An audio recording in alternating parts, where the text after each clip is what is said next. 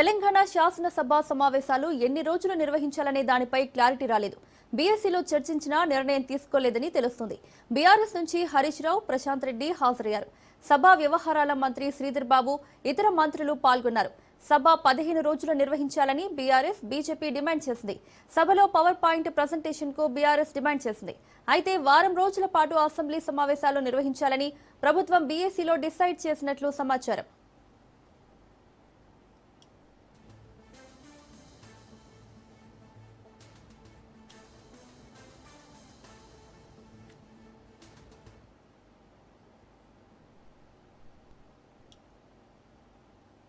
Telangana assembly శీతాకాల సమావేశాలకు కేసీఆర్ హాజరయ్యారు. దివంగత సభ్యులకు అసెంబ్లీ సంతాపం తెలిపింది. మాజీ ఎమ్మెల్యేలు రామరెడ్డి, దామోదర్ రెడ్డి, కొండా లక్ష్మారెడ్డిలకు సంతాప తీర్మానాలు ప్రవేశపెట్టారు. తెలంగాణ అసెంబ్లీలో ఆసక్తికర సన్నివేశం చోటు చేసుకుంది. బీఆర్ఎస్ అధినేత కేసీఆర్ తో సీఎం రేవంత్ కరచాలనం చేశారు. కేసీఆర్ ఆరోగ్యం గురించి రేవంత్ అడిగి తెలుసుకున్నారు. కేసీఆర్ మిగతా సభ్యుల కంటే ముందుగా వెళ్లి సీట్లో కూర్చున్నారు. కేసీఆర్ తో మంత్రులు, కాంగ్రెస్ ఎమ్మెల్యేలు కరచాలనం చేశారు. కాంగ్రెస్ నూతన ఎమ్మెల్యే నవీన్ యాదవ్ కేసీఆర్ ఆశీర్వాదం తీసుకున్నారు. తొలి రోజు సభలో కొన్ని నిమిషాలే ఉన్నారు కేసీఆర్. సభకు వచ్చిన కొద్దిసేపటికే కేసీఆర్ వెళ్లిపోయారు.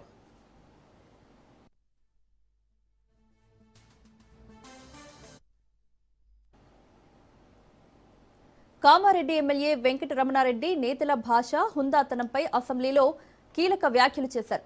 హైదరాబాద్ వరల్డ్ క్లాస్ కు ఎదుగుతుంటే మన నేతల భాష థర్డ్ క్లాస్ కు దిగజారుతుందని వెంకటరమణారెడ్డి ఆవేదన వ్యక్తం చేశారు. సభ్యుడు లేవనెత్తిన అంశంపై సభా వ్యవహారాల మంత్రి శ్రీధర్ బాబు స్పందించారు. సభలోనే కాకుండా పార్టీల సమావేశాల్లోనూ హుందాగా వ్యవహరించేలా చూసుకోవాల్సిన అవసరం ఉందని కౌంటర్ ఇచ్చారు. నేతలు హుందాగా ఉండాల్సిన అవసరం ఉందని శ్రీధర్ బాబు అన్నారు. అయినా సరే ఎదుటి వారిని గౌరవించుకుంటూ విమర్శలు, సద్విమర్శలు, ప్రతి విమర్శలు చేయాలి తప్ప భాషని ఇంకా దిగజారుస్తూ మాటలు మాట్లాడడం అనేది సరైనది కాదనేది నా అభిప్రాయం. మీరు మాట్లాడే భాష ద్వారా ఇంకొక 4 పదాలు కలిపి దిగజారిపోయే భాషను మాట్లాడేంతటి మాటలు మాట్లాడడం బాగుండదని అనుకుంటున్నాను. ఒకరు మూర్ఖులైతే ఇంకొకరు వారికి సద్విమర్శ చేసి సరైన మార్గంలో పెట్టాలి తప్ప ఒకరు అన్నారు కదా నేను ఇంకొక 2-3 మాటలు ఎక్కువ మాట్లాడితే నాకు ప్రజల్లో మంచి పేరు వస్తుందని అనుకుంటున్నారు తప్ప అది బాగులేదు. బూతులు మాట్లాడడమే రాజకీయ లక్షణం అనుకుంటే అది అవలక్షణం అనేది నా అభిప్రాయం. చంద్రశేఖరరావు గారి నుంచి మొదలు పెడితే ఇప్పుడున్న ముఖ్యమంత్రి రేవంత్ రెడ్డి గారి వరకు మనము మంచి పేరు తెచ్చుకోవాలనేది అందరి సభ్యుల్ని నేను కోరుతున్నాను. ఇకపోతే హైదరాబాద్ పట్టణం వరల్డ్ క్లాస్ అంటారు, మన మాటలేమో థర్డ్ క్లాస్ కు పోతున్నాయి. ఈ వరల్డ్ క్లాస్, థర్డ్ క్లాస్ ని కొంచెం చూసుకుంటూ ప్రజలందరూ కూడా గమనిస్తున్నారు. కాబట్టి మీరు సభను అధ్యక్ష మీరు ఖచ్చితంగా ఇది చెప్పాల్సిన అవసరం ఉన్నదని తెలియజేస్తున్నారు. మా సహచరులు గాని, మా సభ్యులు గాని చాలా హుందాగా మాట్లాడే తీరు గాని, అంశం గాని, తెలంగాణ సంస్కృతికి సంబంధించిన అంశం విషయంలో స్పష్టంగా చాలా మర్యాదగా పోతా ఉన్నాం అధ్యక్ష. ఎక్కడైనా చిన్న చిన్నగా ఎప్పుడైనా ఉంటే మేము ఈ రోజు కూడా చెప్తా ఉన్నాం, మాకు బేషిజాలు లేవు. ఒక గౌరవ సభ్యుడు చెప్పిన అంశాన్ని కూడా దృష్టిలో పెట్టుకొని ముందుకు నడుస్తాం. అదే విధంగా వారు కూడా నడవాల్సిన అవసరం ఉంటుంది. గౌరవ సభ్యులకు సంబంధించిన పార్టీ సభ్యులకు సంబంధించి సీనియర్ నాయకులు ఉన్నారు, వారు కూడా వారి నాయకులను మొదటగా మర్యాదగా మాట్లాడే ప్రస్తావన తీసుకొస్తే కూడా బాగుంటా ఉండే. నేను నిన్నగా సార్ వారిని అంటా ఉన్నా, ఈరోజు ఈ గౌరవ సభ్యులకు ఈరోజు ప్రస్తావన చేసినప్పుడు మీ పార్టీ సమావేశాల్లో నా వెంకటరమణారెడ్డి గారిని కోరుతా ఉన్నాను, మీ పార్టీ సమావేశాల్లో మీకు సంబంధించిన మీ సీనియర్ నాయకులను కూడా కోరండి. First put your house order in first కేసులో, దాని తర్వాత ప్రస్తావన తీసుకొద్దాం, 10 మందికి చెప్దాం. మేమైతే తప్పకుండా చెప్తా ఉన్నాం, ప్రజాస్వామికంగా, మర్యాదపూర్వకంగా, గౌరవంగా గౌరవ సభ్యుల హుందత్వాన్ని కాపాడే కార్యక్రమంలో ఎక్కడ కూడా వెనుకాడకుండా ముందుకు తీసుకెళ్తామని గౌరవ శాసనసభాపతి ముందట పెడతా ఉన్నాం. గత బీఆర్ఎస్ ప్రభుత్వంపై మంత్రి ఉత్తమ్ కుమార్ రెడ్డి కీలక వ్యాఖ్యలు చేశారు. పాలమూరు రంగారెడ్డి ప్రాజెక్టులో ఒక్క పంపు 5 నిమిషాలు ఆన్ చేసి గొప్పలు చెప్పుకుంటున్నారన్నారు. గత బీఆర్ఎస్ పాలనలో 36% పనులు మాత్రమే పూర్తయ్యాయని తెలిపారు. బీఆర్ఎస్ పాలనలో ఎలాంటి అనుమతులు లేవు, ఉన్నాయని అబద్దాలు చెప్తున్నారని మండిపడ్డారు ఉత్తమ్ కుమార్ రెడ్డి. కేసీఆర్ కు కాళేశ్వరంపై ఎందుకంత మోజు అని, పాలమూరు రంగారెడ్డిపై ఎందుకు నిర్లక్ష్యం వహించారని ప్రశ్నించారు. కాళేశ్వరం ప్రాజెక్టుకు 1,00,000 కోట్లు ఖర్చు చేసి పాలమూరు జిల్లా ప్రాజెక్టులకు మాత్రం మొండి చేయి చూపారన్నారు. కల్వకుర్తి 900 కోట్లు ఖర్చు చేస్తే పూర్తయ్యేదని, కానీ కావాలనే పూర్తి చేయకుండా ఆపేశారని విమర్శించారు. రాజకీయ దురుద్దేశంతో ఏ విధంగా ముందుకు పోతుంటే ఏదో విధంగా వాళ్ళకి ఏమీ దొరుకుతలేదు, ఏదో అబద్దాలు చెప్పనా ప్రజలకు తీసుకుపోదామని చెప్తే మరొకటి లేదు. నేను వాళ్ళు చెప్పిన విషయాల్లో చాలా ఖరాఖండిగా చెప్తున్నా. వాళ్ళు 90 టీఎంసీ పాలమూరు రంగారెడ్డి మొదలు పెట్టింది ఈ విషయం. మేము 90 టీఎంసీకే ముందుకు తీసుకుపోతున్నాము. దాంట్లో ఎవరికి ఏం అనుమానం అవసరం లేదు. వాళ్ళు 18 ఆగస్టు 2022లో ఈ 90 టీఎంసీని వాళ్ళు ఏం చెప్పినంటే 45 TMC savings in minor irrigation and మరో 45 టీఎంసీ గోదావరి వాటర్స్ డైవర్షన్ అని వాళ్లే ఇచ్చిన జియో. మేము వాళ్ళు ఇచ్చిన దానికి అనుగుణంగానే ముందుకు పోతున్నాము. మేము దానికి ఇచ్చిన అనుగుణంగా ముందుకు పోతే సిడబ్ల్యూసి నుంచి మినిస్ట్రీ ఆఫ్ జల్ శక్తి నుంచి రిప్లై వచ్చిందంటే ఇప్పుడు ఆ గోదావరి డైవర్షన్ 45 టీఎంసీ ఇన్ఫాక్ట్ మాకు రిప్లై వచ్చిందంటే ఈ గోదావరి జలాల నుంచి మీరు అడుగుతున్న 45 టీఎంసీ. ఉద్యోగుల సమస్యల్ని శాసనసభలో లేవనెత్తారు మాజీ మంత్రి BRS MLA Harish Rao. PRC వేయకపోవడంతో ఉద్యోగులు ఇబ్బందులు పడుతున్నారని తెలిపారు. రిటైర్డ్ ఉద్యోగుల్ని కూడా వేధిస్తున్నారని ధ్వజమెత్తారు. మేనిఫెస్టోలో ఇచ్చిన హామీలను కాంగ్రెస్ నెరవేర్చాలని డిమాండ్ చేశారు. వాళ్ళు సంతోషంగా ఉంటేనే అభివృద్ధి కార్యక్రమాలు సంక్షేమ కార్యక్రమాలన్నీ కూడా ప్రజలకు సజావుగా చేరేటువంటి అవకాశం ఉంటుంది. ఈరోజు వాళ్ళందరూ కూడా తీవ్రమైనటువంటి మనోవేదనతో ఆవేదనలో ఉన్నటువంటి పరిస్థితి ఉంది. ముఖ్యంగా దేశంలో ఎక్కడ లేని విధంగా ఈరోజు రాష్ట్ర ప్రభుత్వ ఉద్యోగులకు 6 డిఏలు పెండింగ్లో ఉన్నటువంటి పరిస్థితి. అదేవిధంగా పీఆర్సీ అధ్యక్ష, ఈ ప్రభుత్వం వచ్చి 2 సంవత్సరాలైనా ఇంతవరకు పీఆర్సీ ఇయ్యలేదు. ఉద్యోగులందరూ కూడా కోరుతా ఉన్నారు వెంటనే పీఆర్సీ విడుదల చేయాలని. గతంలో కేసీఆర్ గారు 43-39% పీఆర్సీని మా ప్రభుత్వం ఇచ్చింది అధ్యక్ష. అదేవిధంగా ఉద్యోగులకు ఎంప్లాయీస్ హెల్త్ ఇన్సూరెన్స్ స్కీమ్ ఆ రోజు మేము జీవో కూడా ఇచ్చాం. దాన్ని మీరు అమల్లోకి తెస్తామని చెప్పి మేనిఫెస్టోలో పెట్టి కూడా ఈహెచ్ఎస్ స్కీమ్ను అమల్లోకి తేలేదు. దాన్ని కూడా వెంటనే అమల్లోకి తేవాలి.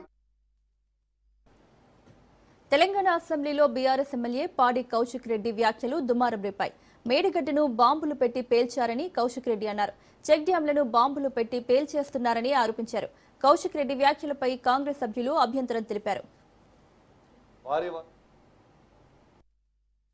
కల్వల ప్రాజెక్ట్ అని మానకొండూరు కాన్స్టిట్యున్సీలో వస్తుంది, బార్డర్లో. దాని కింద ఆయకట్టు 6-7 వేల ఎకరాలు వస్తుంది. దాన్ని 2023లో భారీ వర్షాలతో పడ్డప్పుడు ఆ ప్రాజెక్ట్ అనేది కొట్టుకపోయింది. చాలా సంవత్సరాలది. ఆనాడు కేసీఆర్ గారి నాయకత్వంలో 70 కోట్ల రూపాయలతోని డిపిఆర్ చేసి పంపడం జరిగింది. ఇప్పటిదాకా పెండింగ్ ఉంది. దయచేసి గౌరవ ఇరిగేషన్ మంత్రి గారిని, ముఖ్యమంత్రి గారిని కోరుతా ఉన్నాను, ఆ ప్రాజెక్ట్ని దయచేసి శాంక్షన్ చేసి కంప్లీట్ చేస్తే కింద రైతులకి 6-7 వేల ఎకరాల ఆయకట్టు వస్తుందని చెప్పి కూడా ఈ సందర్భంగా తెలియజేస్తా ఉన్నాను. అదేవిధంగా అధ్యక్ష, మొన్న నా నియోజకవర్గంలో చెక్ డ్యామ్ని రాఘవ కన్స్ట్రక్ట్ చేసింది. కాంట్రాక్టర్ తనుండే దాన్ని బాంబు పెట్టి పేల్చేయడం జరిగింది. ఎట్లయితే మేడిగడ్డను బాంబు పెట్టి పేల్చిండ్రో ఇవాళ తనుగుల చెక్ డ్యామ్ని కూడా బాంబు పెట్టి పేల్చారు. అది నేను చెప్పింది కాదు అధ్యక్ష, అది నేను చెప్పింది కాదు. కల్వల ప్రాజెక్ట్ అని రేవంత్ సర్కార్పై బీజేపీ నేత ఏలిటి మహేశ్వర్ రెడ్డి తీవ్ర ఆగ్రహం వ్యక్తం చేశారు. సమస్యలపై చర్చించే దమ్ము ప్రభుత్వానికి లేదని ఆరోపించారు. యథావిధిగా 2-3 రోజులు సభ నిర్వహించాలని చూస్తోందని, ఇందులో కూడా ఒక రోజంతా పవర్ పాయింట్ ప్రజెంటేషన్ పేరుతో సమయం వృధా చేసే అవకాశం ఉందన్నారు. కేసీఆర్తో రేవంత్ ఒప్పందం చేసుకున్నారని, వారిని వీరు వీరిని వారు కాపాడుకుంటున్నారన్నారు. తొండలు చొరగొడతా అన్న రేవంత్ ఇప్పుడు ఎదురెళ్లి దండాలు పెడుతున్నారని ఎద్దేవా చేశారు. మిత్రుడిగా మారి మ్యాచ్ ఫిక్సింగ్ చేసుకొని ఈ రోజు కాళేశ్వరం నుంచి డైవర్ట్ చేయడానికో ఇతర ప్రజా సమస్యల నుంచి గతంలో చేసినటువంటి అనేకమైనటువంటి ఆరోపణల అంశంలో వారిని జైల్లో పెడతానని చెప్పి ఇప్పటి వరకు ఏ ఒక్క ఇన్వెస్టిగేషన్ చేయించకుండా కాలయాపన చేస్తున్న దాన్ని బట్టి ఈ రోజు చాలా స్పష్టంగా అర్థమైంది. రేవంత్ రెడ్డి మీడియా ముందుకు వచ్చి తొండ జరగొడతా అంటాడు, ఇవాళ కేసీఆర్ దగ్గర పోయి దండాలు పెడతాడు. తొండ జరగొడతా అని చెప్పి దండాలు పెట్టే రేవంత్ రెడ్డి ఈ రోజు ఇద్దరు వ్యవహారం బయటపడ్డది. ఇద్దరు కలిసి ఏదో ఒక రకంగా సమయం వృధా చేసి ఏ సమస్య ప్రజా సమస్య చర్చకు రాకుండా చేసే ప్రయత్నం చేస్తా ఉన్నారు. నేను అడుగుతా ఉన్నాను, అనేకమైనటువంటి ఆరోపణలు ఉన్నటువంటి హిల్ట్ పాలసీ మీద ఎందుకు చర్చకు రావడం లేదు? ఈ రోజు గ్లోబల్ సమ్మిట్ అని చెప్పేసి, లేకుంటే నువ్వు అమెరికా పోయేసి అక్కడ పెట్టుబడులు అని చెప్పేసి రకరకాలుగా హైప్ తీసుకొచ్చినావు కదా రేవంత్ రెడ్డి. పెండింగ్ బిల్లులపై మాజీ సర్పంచులు పోరుబాట పట్టారు. అసెంబ్లీ ముట్టడికి మాజీ సర్పంచులు ప్రయత్నించారు. దీంతో అసెంబ్లీ పరిసరాల్లో భారీగా పోలీసులు మోహరించి వారిని అడ్డుకున్నారు.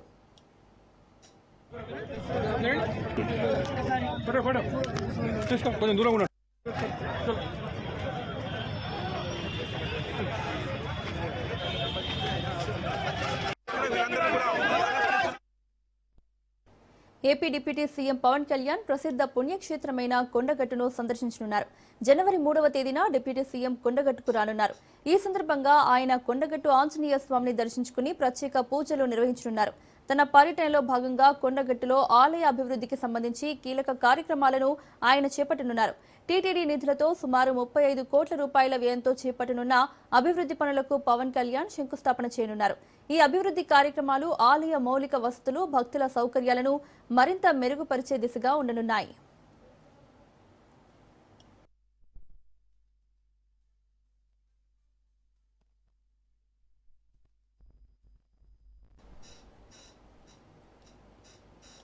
ఏపీ కేబినెట్ సమావేశంలో కీలక నిర్ణయాలు తీసుకున్నారు. 24 అంశాలపై చర్చించి కేబినెట్ ఆమోద ముద్ర వేసింది. ప్రజల నుంచి వచ్చిన ఫిర్యాదుల మేరకు జిల్లాల ఏర్పాటులో మార్పులు, చేర్పులు చేసినట్లు తెలిపారు. మొత్తం 17 జిల్లాల్లో కొన్ని మార్పులు చేశామని, 9 జిల్లాల్లో మాత్రం ఎలాంటి మార్పులు చేయలేదని పేర్కొన్నారు.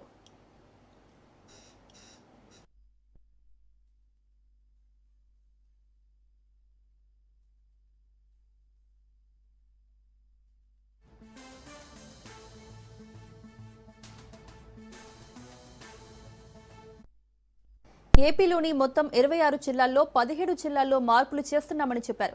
ప్రజల నుంచి వచ్చిన స్పందన, అభిప్రాయాలను పరిగణలోకి తీసుకున్న తర్వాతనే ఈ మార్పులు చేపట్టినట్లు వివరించారు. మొత్తం 17 జిల్లాల్లో 25 మార్పులు చేసినట్లు తెలిపారు. చేర్పులు, మార్పులన్నీ జనవరి 1వ తేదీ నుంచి అమల్లోకి వస్తాయని తెలిపారు. Head quarter is Madanapalle. You can write down as Annamayya at Madanapalle. వాళ్ళకు ప్రాముఖ్యత ఉన్నటువంటి వారు ఎక్కడైనా పెట్టుకోవచ్చు, అందుకనే పెట్టాము. పోలవరం ఉన్నటువంటి ప్రాంతం రావట్లేదు, పక్కనిస్తుంది. ఎందుకంటే ఎక్కడైతే రీహాబిలిటేషన్స్ జరిగినాయో, ఎక్కడైతే మనుషులు అందరు కూడా ఇక్కడ నుంచి అక్కడికి మార్చబడ్డారో, అక్కడ డెవలప్ చేస్తానో అక్కడ పెట్టాము. ఏ ఎమ్మెల్యే కావచ్చు, ఏ మంత్రి కావచ్చు, వాళ్ళ హెడ్ క్వార్టర్ పోయేదని బాధాకరమైన విషయం. గౌరవ ముఖ్యమంత్రి గారు చాలా డిస్కస్ చేసి, చాలా కన్సర్న్ తో అక్కడ ఉన్నటువంటి అందరితో కూడా చర్చించి, ఎందుకంటే ఎవరు ఉండట్లేదు కాబట్టి, రాజంపేట వాళ్ళు మేము ఉండము, మేము అసేమిరాని జిల్లాల పునర్విభజన, అదేవిధంగా మండలాల్లో ఏదైతే పరిపాలన సౌలభ్యంగా కొన్ని మార్పులు తీసుకొచ్చామో, మా ఉపసంఘం దాదాపు 5-6 సార్లు మేము కూర్చోడమే కాకుండా అనేక మంది ప్రజల దగ్గర నుంచి, ప్రజాప్రతినిధుల దగ్గర నుంచి వినతులు స్వీకరించి లోతుగా అధ్యయనం చేసి, పరిపాలన సౌలభ్యమే కాకుండా ప్రజలు ఏ విధంగా కోరుకుంటున్నారు, వాళ్ళకు కూడా ఏ విధంగా దగ్గర అవుతుంది పరిపాలన అనే ఉద్దేశంతో దీని గురించి ఒక అవగాహన తెచ్చుకున్న తర్వాతే మేము గౌరవ ముఖ్యమంత్రి గారికి ఆ నివేదిక అందించాం. ఇందులో రాజకీయ కోణమో లేకపోతే ప్రత్యేకంగా ఒక నియోజకవర్గానికి ఇబ్బంది అవడం అనేది కొంచెం ఇబ్బంది అయినా గౌరవ ముఖ్యమంత్రి గారు బాధ్యత తీసుకుని సంబంధించిన మంత్రి ఈ రాష్ట్రానికి కేంద్రం నుంచి అందుతున్న సహకారం గురించి వారు ప్రధానంగా ప్రస్తావించారు. అమరావతిలో ఒక అద్భుత రాజధాని నిర్మాణం గురించి గాని, పోలవరం గురించి గాని, రైల్వే జోను, అదేవిధంగా బల్క్ డ్రగ్ పార్కు, ప్రధానంగా గ్రీన్ హైడ్రోజన్ కారణంగా గతంలో విశాఖపట్నంకు వచ్చినప్పుడు ఒకటే రోజు 2,10,000 కోట్ల వివిధ అభివృద్ధి కార్యక్రమాలకి, రాజధాని ప్రాంతంలో 56,000 కోట్ల వివిధ అభివృద్ధి కార్యక్రమాలకి, ఇటీవల రాయలసీమ ప్రాంతానికి వచ్చినప్పుడు 13,500 కోట్లు వివిధ అభివృద్ధి కార్యక్రమాలకి, ఇంత పెద్ద ఎత్తున దాదాపు 3 లక్షల కోట్ల పెట్టుబడుల్ని ఇవాళ మౌలిక సదుపాయాల కల్పన, తద్వారా సంపదను సృష్టించాలని తీసుకొచ్చిన కారణంగా మన ఉత్పత్తి కూడా, గ్రోత్ రేట్ కూడా 11% దాటింది. కానీ లక్ష్యం 15%గా పెట్టుకున్నాం, లక్ష్యం దిశగా సాగుతున్నాం.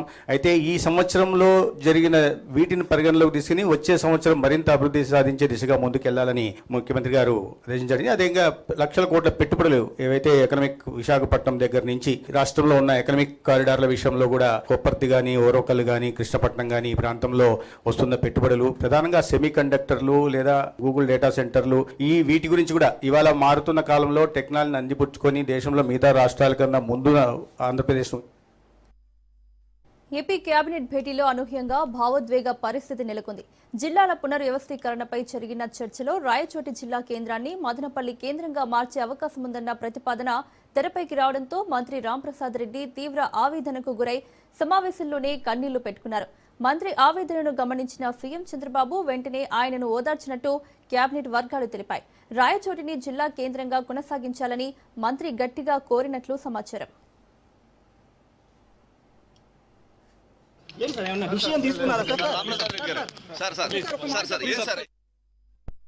మరోవైపు సమావేశం అనంతరం మీడియాతో మాట్లాడేందుకు మంత్రి రాంప్రసాద్ రెడ్డి నిరాకరించారు.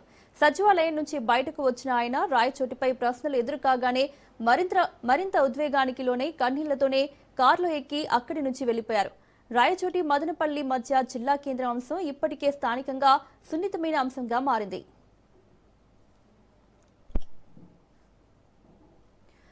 వేలంపేటలోని పేద కుటుంబాల కోసం ప్రత్యేక ప్రాజెక్టు చేపడతామని, ఆ ప్రాజెక్టు ద్వారా వీలైనంత త్వరగా ఇండ్ల నిర్మాణం పూర్తి చేసి ఇస్తామని మంత్రి నారాయణ అన్నారు. విశాఖలోని దక్షిణ నియోజకవర్గం ఎమ్మెల్యే వంశీకృష్ణ శ్రీనివాస్తో కలిసి వేలంపాట్లు పర్యటించారు. వేలంపేటల్ని స్లమ్ ఏరియాలో నివసిస్తున్న వారి ఇండ్లకు స్వయంగా వెళ్లి వారి సమస్యలను అడిగి తెలుసుకున్నారు. సీఎం చంద్రబాబు ఆదేశాల మేరకు విశాఖలో స్లమ్ ఏరియాల్లో పర్యటిస్తున్నామని అన్నారు.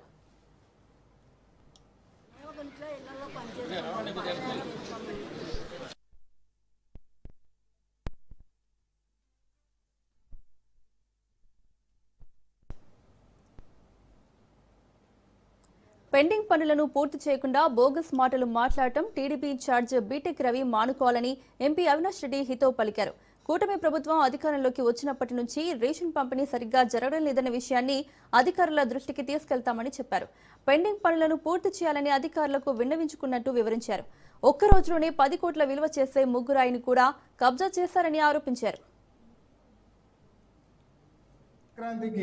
10 కోట్ల రూపాయలు ముగ్గురాయిలు వేసినారు, దొంగతనం చేసినారు. రాత్రి 100 టిప్పర్లు పెట్టి 10 కోట్ల రూపాయలు ముగ్గురాయిని సింగిల్ నైట్ లో దొంగతనం చేసిన మహానాయకుడు బీటెక్ రవి గారు. ఏడాది మొదలు పెట్టడమే ఒక భారీ దోపిడీతో మొదలు పెట్టినారు. ఆ తర్వాత మీరేమన్నా ఖాళీగా ఉన్నారా? ఏడాది పొడవునా ఒక్క రోజు కూడా గ్యాప్ ఇవ్వకుండా, ఒక గంట కూడా గ్యాప్ ఇవ్వకుండా పాపాగ్నిలో ఇసుకే తోడిందే తోడడం. కుమార కాలువ సర్పంచ్ మన వచ్చి ఫోటోలు చూపించి చెప్తా ఉన్నాడు. కలెక్టర్ దగ్గర కూడా పోయి కంప్లైంట్ ఇచ్చినాం. ఇది రెండోసారి కుమార కాలువ ఆ ఊర్లో ఉన్న రైతులు, ఆ ఊర్లో ఉన్న సర్పంచ్ అందరూ వచ్చి కంప్లైంట్ ఇస్తా ఉన్నారు. మా ఊరు పక్కన ఒకప్పుడు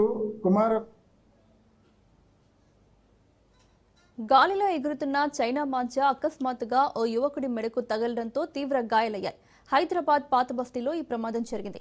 నవాబ్ సాబ్ కుంటకు చెందిన జమీల్ అనే యువకుడు చార్మినార్ వైపు బైక్పై వెళ్తుండగా చైనా మాంజ తగిలింది. గొంతు కోసుకుపోవడంతో వెంటనే అతడిని స్థానికులు ఆసుపత్రికి తరలించారు. ఘటనపై సమాచారం అందుకున్న పోలీసులు దర్యాప్తు చేపట్టారు.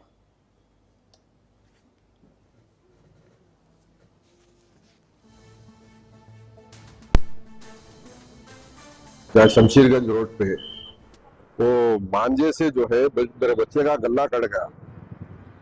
खैर अल्लाह का क्या करम था, मेरे मालिक का एहसान है। बड़ी मुश्किल से छोटी मुश्किल पे आए, थोड़ा सा गला कटा, मगर मेरे को 22 टाके लगे और मेरा बच्चा मरते मरते बचा। मैं कंप्लेन इसीलिए नहीं कर रहा हूँ क्योंकि पुलिस वाले तो उन लोगों का बेस्ट कर रहे, जितने भी ये चाइनीज मांझे बना रहे उन लोगों के पास रेडा डाल रहे, वो कर रहे।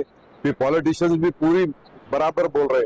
असद साहब भी 21 बार बोल दिए बयानों में कि जो है ये चाइनीज मांझे इस्तेमाल मत करो। उसके बावजूद भी वो लोग जो है जो चाइनीज मांझे बना रहे, मैं उनसे मेरा एक सवाल है, ठंडे दिमाग से सोचो, आज मेरे बच्चे का गला कटा, कल तुम्हारे बच्चे का गला कटेगा ना, तुम लोग भी तो यही। ఐబొమ్మ రవి కస్టడీ విచారణ ముగిసింది. రవి కేసులో పోలీసులు కీలక వివరాలు రాబట్టినట్లు తెలుస్తోంది. ప్రహ్లాద్ డాక్యుమెంట్లు ఇమ్మడి రవి దొంగిలించినట్లు అనుమానించారు. ప్రహ్లాద్ వెల్లెల పేరిట పాన్, డ్రైవింగ్ లైసెన్స్ తీసుకున్నట్లు నిర్ధారించారు. ప్రహ్లాద్ తన రూమ్మేట్ అని గతంలో పోలీసులకు చెప్పారు. బెంగళూరు నుంచి ప్రహ్లాద్ను పిలిపించి విచారించారు పోలీసులు. కస్టడీలో ఉన్న రవి ఎదుటే ప్రహ్లాద్ను విచారించారు. ఇమ్మడి రవి ఎవరో తనకు తెలియదని ప్రహ్లాద్ పోలీసులకు చెప్పినట్లు తెలుస్తుంది. తన పేరుతో రవి పాన్, లైసెన్స్ తీసుకున్నట్లు తెలిసి షాక్కి గురయ్యానన్నారు. రవి కస్టడీలో బ్యాంక్ ట్రాన్సాక్షన్ ముందుంచి ప్రశ్నల వర్షం కురిపించారు. ఈ బెట్టింగ్ యాప్ల ద్వారా కూడా రవి చెప్పండి, మీరు చెప్పండి. అంటే సినిమా పైరసీ రవి సంబంధించి మొత్తం జరుగుతున్న ఇష్యూకి సంబంధించి మీరు ఏం చెప్తారు? మొత్తం పైరసీ చేశారని చెప్తున్నారు. దాదాపు 4 సంవత్సరాలుగా మీరు ఏం చేశారు? మీ రోల్ ఏంటి చెప్పండి. అసలు మిమ్మల్ని పోలీసులు అరెస్ట్ చేశారు, మీరు ఏం చెప్పండి. అంటే రవి మీరు ఇప్పటివరకు ఈ బెట్టింగ్ యాప్ల ద్వారా కూడా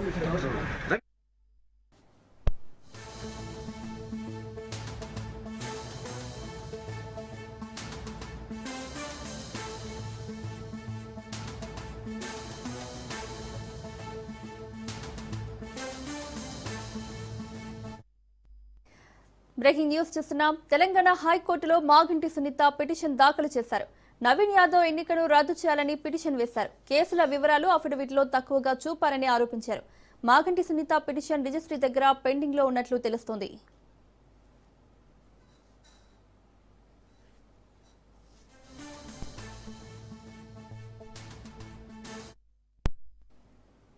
తెలంగాణ హైకోర్టులో మాగంటి సునీత పిటిషన్ దాఖలు చేశారు. నవీన్ యాదవ్ ఎన్నికను రద్దు చేయాలని పిటిషన్ వేశారు. కేసుల వివరాలు అఫిడవిట్లో తక్కువగా చూపారని ఆరోపించారు. మాగంటి సునీత పిటిషన్ రిజిస్ట్రీ దగ్గర పెండింగ్ లో ఉన్నట్లు తెలుస్తోంది.